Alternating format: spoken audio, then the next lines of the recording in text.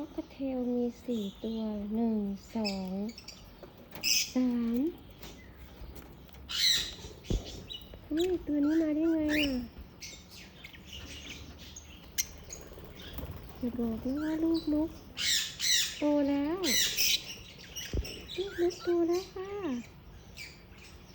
ดูลักษณะขนดูลักษณะปากหัวลูกนกจริงๆด้วย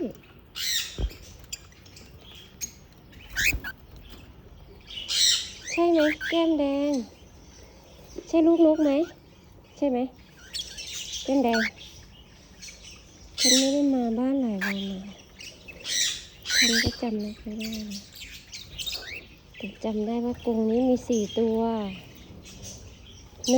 1สงกรานต์2แก้มแดง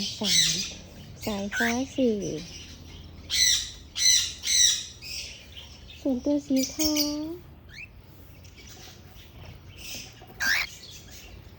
มาได้ไง